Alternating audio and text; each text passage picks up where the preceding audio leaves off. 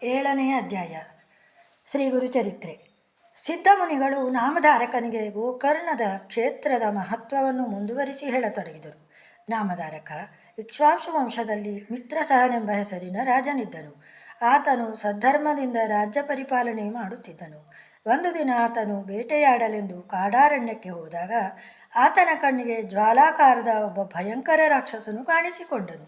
ಮಿತ್ರಸಹನು ಆ ರಾಕ್ಷಸನನ್ನು ನೋಡಿ ಧೃತಿಗೆಡದೆ ಆತನ ಮೇಲೆ ಬಾಣಗಳ ಮಳೆಗರೆದು ಬಿಟ್ಟನು. ಅನಿರೀಕ್ಷಿತವಾಗಿ ಬಿದ್ದ ಪ್ರಹಾರಗಳಿಂದ ರಾಕ್ಷಸನು ಗಾಯಗೊಂಡು ನೆಲಕ್ಕುರುಳಿದನು. ರಾಕ್ಷಸನು ಸತ್ತನೆಂದು ಭಾವಿಸಿದ ರಾಜನು ಮುಂದಿನ ಬೇಟೆ ಹುಡುಕುತ್ತಾ ಹೊರಟು ಹೋದನು. ನೆಲಕ್ಕೆ ಬಿದ್ದು ನರಳುತ್ತಿರುವ ರಾಕ್ಷಸನ ಆಕ್ರಂದನವನ್ನು ಕೇಳಿ ಆತನ ತಮ್ಮನಾದ ಇನ್ನೊಬ್ಬ ದೈತ್ಯನು ಓಡಿ ಬಂದನು. ಅಣ್ಣನಿಗೆ ಉಂಟಾದ ಮರಣಾಂತಿಕ ಸ್ಥಿತಿ ಕಂಡು ಬಹಳ ದುಃಖಿಸಿದನು.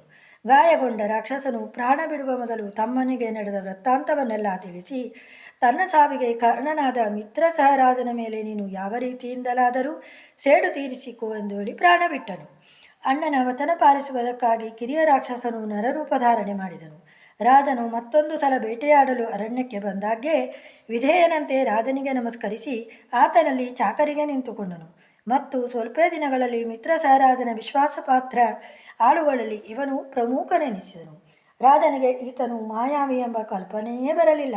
ಯಾವುದಾದರೂ ಮಹತ್ವದ ಕೆಲಸ ನಡೆಯುವುದಿದ್ದರೆ ಅದಕ್ಕೆ ರಾಜನು ಈತನನ್ನೇ ಮೇಲ್ವಿಚಾರಣೆಗೆ ನಿಲ್ಲಿಸುವ ಕ್ರಮವು ರೂಢಿಗೆ ಬಂದುಬಿಟ್ಟಿತು.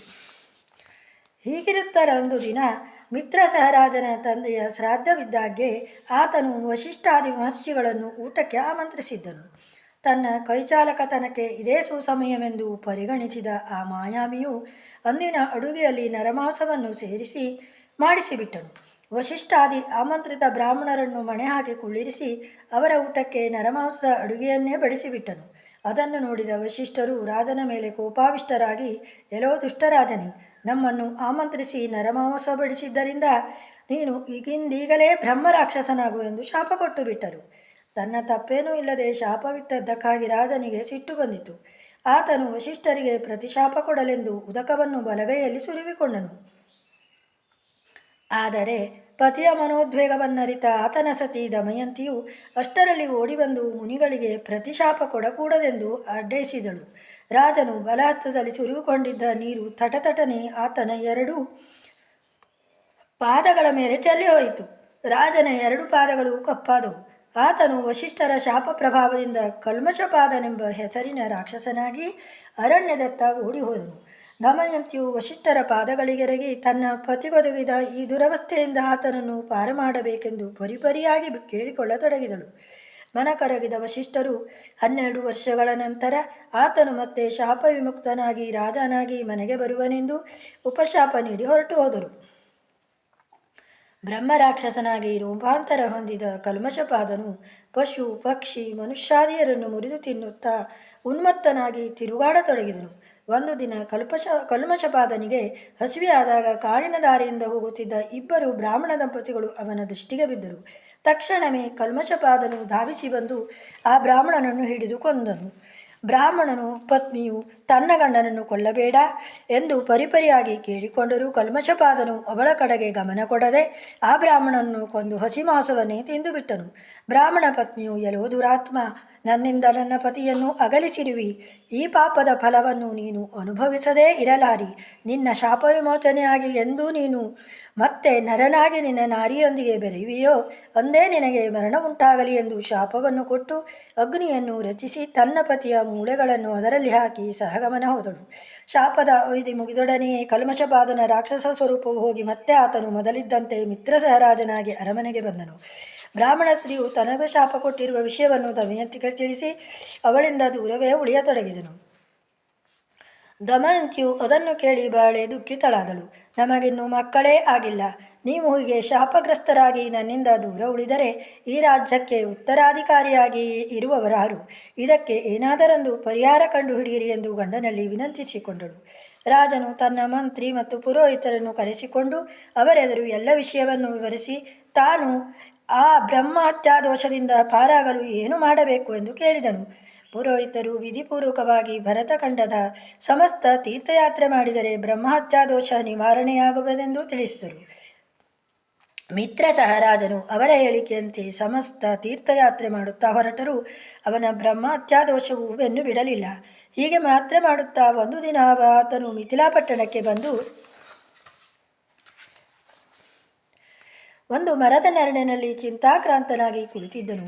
ಆಗ ಅಕಸ್ಮಾತ್ತಾಗಿ ಗೌತಮ ಋಷಿಗಳು ಅಲ್ಲಿಗೆ ಬಂದರು. ರಾಜನು ದುಃಖದಿಂದ ಅವರ ಪಾದಗಳ ಮೇಲೆ ಬಿದ್ದು ಹೊರಳಾಡತೊಡಗಿದನು. ಜ್ಞಾನಿಗಳಾದ ಗೌತಮರು ರಾಜನನ್ನು ಸಂತೈಸಿದರು. ಮಹಾರಾಜ, ನಿನ್ನ ಬ್ರಹ್ಮಹತ್ಯಾದೋಷವು ನಿವಾರಣೆಯಾಗಬೇಕಾದರೆ ನೀನು ಗೋಕರ್ಣ ಕ್ಷೇತ್ರಕ್ಕೆ ಹೋಗು. ಅಲ್ಲಿ ಶಿವನು ಮಹಾಬಳೇಶ್ವರನೆಂಬ ಹೆಸರಿನಿಂದ ಸದಾ ವಾಸ ಮಾಡಿಕೊಂಡಿರುವನು. ಗಣಪತಿಯು ವಿಷ್ಣುವಿನ ಆಜ್ಞೆಯಂತೆ ಅಲ್ಲಿ ಶಿವನ ಪ್ರಾಣಲಿಂಗವನ್ನು ಪ್ರತಿಷ್ಠಾಪನಗೊಳಿಸಿರುವನು. ಇಂದ್ರಾದಿ ಅಷ್ಟದಿಕ್ಪಾಲಕರು, ಚಿತ್ರಗುಪ್ತರು, ಏಕಾದಶ ರುದ್ರರು, ತ್ರಿಮೂರ್ತಿಗಳು, ಮರುದ್ಗುಣಗಳು, ಭದ್ರಕಾಳಿ, ಚಂಡಿ ಮುಂತಾದ ಸಮಸ್ತ ದೇವತೆಗಳಲ್ಲಿ ವಾಸ ಮಾಡಿಕೊಂಡಿರುವರು. ಗೋಕರ್ಣ ಕ್ಷೇತ್ರದಲ್ಲಿರುವ ಪ್ರಾಣಲಿಂಗವು ಕೃತಯುಗದಲ್ಲಿ ಬೆಳ್ಳಿಯದಾಗಿಯೂ, ತ್ರೇತಾಯುಗದಲ್ಲಿ ತಾಮ್ರದ್ದಾಗಿಯೂ, ದ್ವಾಪರಾಯುಗದಲ್ಲಿ ಸುವರ್ಣದ್ದಾಗಿಯೂ, ಕಲಿಯುಗದಲ್ಲಿ ಕಪ್ಪು ವರ್ಣದ್ದಾಗಿಯೂ ಕಾಣುವುದು. ಸಪ್ತ ಪಾತಾಳಗಳವರೆಗೆ ವ್ಯಾಪಿಸಿರುವ ಈ ಮಹಾಬಳೇಶ್ವರ ಲಿಂಗದ ದರ್ಶನ ಮಾತ್ರದಿಂದಲೇ ಸಕಲ ಇಷ್ಟಾರ್ಥಗಳು ಸಿದ್ಧಿಸುವವು. ಈ ಕ್ಷೇತ್ರ ದರ್ಶನದಿಂದ ಬ್ರಹ್ಮಹತ್ಯಾದಿ ಮಹಾಪಾಪಗಳು ನಿರ್ನಾಮವಾಗಿ ಹೋಗುವು.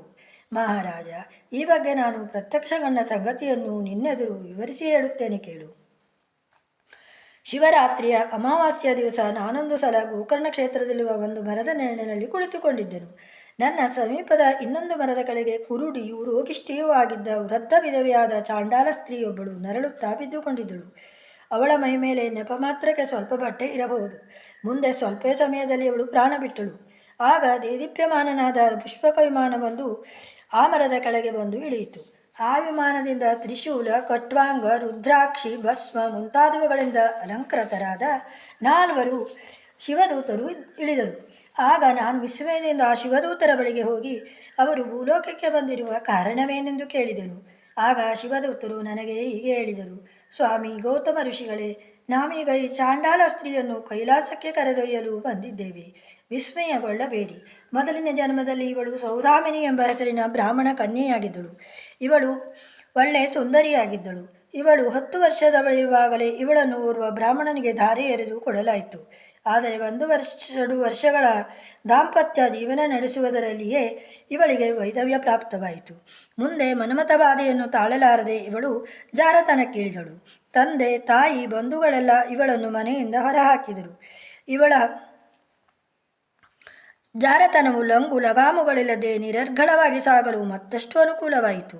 ಮುಂದೆ ಇವಳು ಒಬ್ಬ ವೈಶ್ಯನನ್ನು ಕೂಡಿಕೊಂಡು ಸಂಸಾರ ನಡೆಸತೊಡಗಿದಳು. ಅವಳಿಗೆ ಒಂದು ಗಂಡು ಮಗುವೂ ಜನಿಸಿತು. ಸಂಘದೋಷದಿಂದ ಇವಳು ಕುಡಿತ, ಮಾಂಸಾಹಾರ ಎಲ್ಲವನ್ನೂ ಕಲಿತು ಬಿಟ್ಟಿದ್ದಳು. ಒಂದು ರಾತ್ರಿ ಕುಡಿದ ಅಮಲಿನಲ್ಲಿ ಇವಳು ಕುರಿಯೆಂದು ಭಾವಿಸಿ ತನ್ನ ಮನೆಯ ಆಕಳ ಕರುವೊಂದನ್ನು ಕಡಿದು ಅದರ ಮಾಂಸವನ್ನೇ ಬೇಯಿಸಿ ತಿಂದುಬಿಟ್ಟಳು. ಅಮಲು ಇಳಿದ ಮೇಲೆ ತನ್ನ ಕೃತ್ಯಕ್ಕಾಗಿ ಪಶ್ಚಾತ್ತಾಪಪಟ್ಟಳು. ಕರುವನ್ನು ಹುಲಿಯು ಕೊಂಡೊಯ್ತೆಂದು ವೈಶ್ಯನೆದುರು ಸುಳ್ಳು ಹೇಳಿ ವಂಚಿಸಿದಳು. ಮುಂದೆ ಅವಳು ಬೇನೆ ಬಂದು ಸತ್ತು ಹೋದಳು. ಯಮಲೋಕದ ಶಿಕ್ಷೆಯ ನಂತರ ಇವಳಿಗೆ ಚಾಂಡಾಲಿನಿಯ ಜನ್ಮ ಪ್ರಾಪ್ತವಾಯಿತು. ಹುಟ್ಟು ಕುರುಡಿಯಾದ ಇವಳಿಗೆ ಕುಷ್ಠರೋಗವು ಅಂಟಿಕೊಂಡಿತು. ಮನೆಯವರಾರು ಸೇರದಂತಾಗಲು ಇವಳು ಅನಿವಾರ್ಯವಾಗಿ ಭಿಕ್ಷಾವೃತ್ತಿಗೆ ಇಳಿಯಬೇಕಾಯಿತು. ಕುರುಡಿಯು ರೋಗಗ್ರಸ್ತಳು ಆದ ಇವಳಿಗೆ ಭಿಕ್ಷೆ ಸಹ ಸರಿಯಾಗಿ ದೊರೆಯದಾಯಿತು. ಹೀಗಿರುತ್ತಿರಲು ಅವಳು ಶಿವರಾತ್ರಿಯ ಯಾತ್ರೆಗಾಗಿ ಗೋಕರ್ಣಕ್ಕೆ ಹೊರಟ ಕೆಲವು ಯಾತ್ರಿಕರೊಂದಿಗೆ ಗೋಕರ್ಣ ಕ್ಷೇತ್ರಕ್ಕೆ ನಿನ್ನೆಯ ದಿನ ಬಂದು ತಲುಪಿದಳು.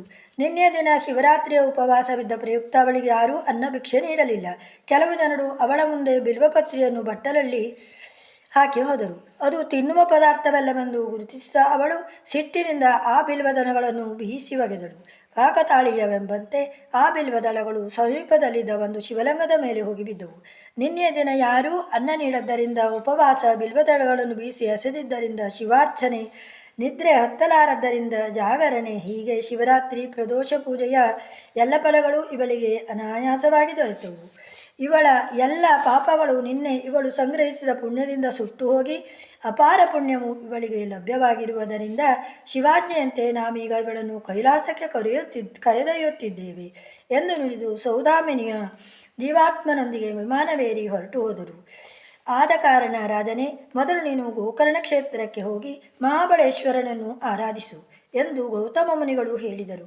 ಅದರಂತೆ ಮಿತ್ರಸಹರಾಜನು ಗೋಕರ್ಣ ಕ್ಷೇತ್ರಕ್ಕೆ ಹೋಗಿ ಮಹಾಬಲೇಶ್ವರನ ಆರಾಧನೆ ಮಾಡಿ ಬ್ರಹ್ಮ ಹತ್ಯಾದೋಷದಿಂದ ವಿಮುಕ್ತಿ ಪಡೆದನೆಂದು ನಾಮಧಾರಕನಿಗೆ ಸಿದ್ಧಮುನಿಗಳು ಗೋಕರ್ಣ ಮಹಿಮೆಯನ್ನು ತಿಳಿಸರೆಂಬಲ್ಲಿಗೆ ಶ್ರೀ ಗುರುಚರಿತ್ರೆಯ 7ನೇ ಅಧ್ಯಾಯ ಮುಕ್ತಾಯವಾಯಿತು. ಔದಂಬರ ನಿವಾಸಿ ಭಕ್ತಾಭಿಮಾನಿ ರಾಜಾದಿರಾಜ ದತ್ತಗುರು ಮಹಾರಾಜ್ ಕಿ ಜೈ.